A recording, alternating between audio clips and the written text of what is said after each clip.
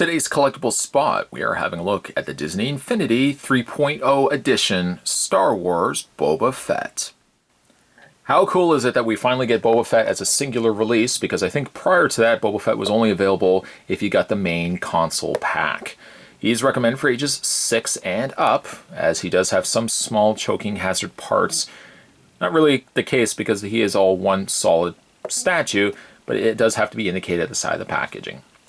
On the back side, it's not compatible with 1.0 and 2.0 editions, but is recommended for ages or for the 3.0 edition. You can also play it with 3.0 toy box. A very brief read-up says notorious bounty hunter with blaster rifle for hunting his prey. Play now in Toy Box 3.0, bonus unlockable in all Star Wars play sets. Speaking of Star Wars, there's a whole multitude of Star Wars characters down below. Ones from different prequels. There's the Rebels there as well. I think the only one, actually that's not true, have picked up the Luke Skywalker, Obi-Wan Kenobi, and I also picked up Darth Vader. Some of the other ones kind of I could take or leave, certainly like the Rebels I could really take or leave. Collect all the Disney figures and power discs to get more possibilities for play. www.disney.com/infinity to check out more. Spot's going to take a break and get this opened up. When we come back, we're getting a better look at Boba Fett. There's more heading away, guys. Don't go anywhere. Stay tuned. Included with Boba, you get yourself a code. Use this web code to unlock your free digital character. Visit disney.com/infinity. That's for you, anybody who would like to use it. And then on the other side, we've got Boba Fett, which is actually the same artwork that was featured on the card packaging. We'll put that to the side. You also got some warnings as well, things to look out for when using Disney Infinity. You can just put that to the side. A Spot does not actually use the Infinity. The reason why I actually pick up these figures is just because I like the look of them as statues. And Boba Fett definitely does deliver. I considered actually even picking up the main set just to get this guy, and luckily enough, folks over at Disney Infinity just ultimately released this guy as a standalone figure. I can't honestly tell you if it's the exact same figure or if there's variations in color versus this one and the original release. But I think the figure turned out quite nice.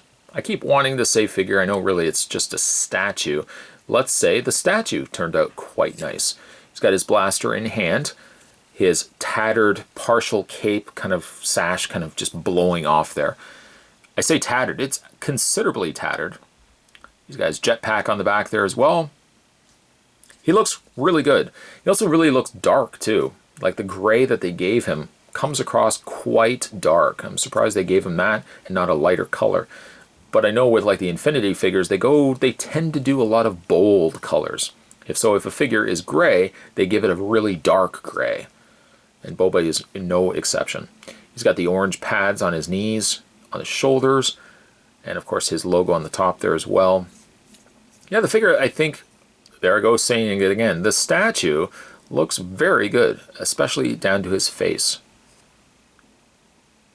I guess, I don't know, because of the way that he has that simplistic, stylized design. You know what it also kind of reminds me of? It reminds me of that animated Star Wars short that debuted Boba Fett. And if anybody has never seen that, check out the Star Wars Christmas Special. Yes, the Star Wars Christmas Special. You might have to skip through most, if not all, of the series special because it's terrible. But the animated short actually is pretty good. And that's when we see Boba Fett here. So I really like the design of this figure. I like that he's lanky. I like that the way he's posed. He's got his blaster in hand. Like he almost, you can see he's either ready to take shot on somebody or maybe somebody's kind of coming around the side that he's kind of crept down lower, ready for, to attack somebody. It's a great look, and taking nothing away also from the nice shiny black surface, which I think also has carried over from Darth Vader as well. And then finally on the underside, you've got Disney Infinity 3.0 listed on the bottom there. No complaints whatsoever. Just really glad that they released him as a standalone, and I didn't end up having to get it with something in order to get Boba Fett. Now that I've got Boba in hand, I'll be adding this to my collection of Star Wars. I don't seem to have as many Star Wars Infinity as I seem to have the Marvel Infinities. I just seem to have a little bit more of those, but really happy with Boba Fett here. Today's collectible spot, we were having a look at the Disney Infinity version 3.0, looking today at Star Wars Boba Fett. Stay tuned, guys. Spot's going to have more collectible spots heading your way. Thanks for watching. See you next time.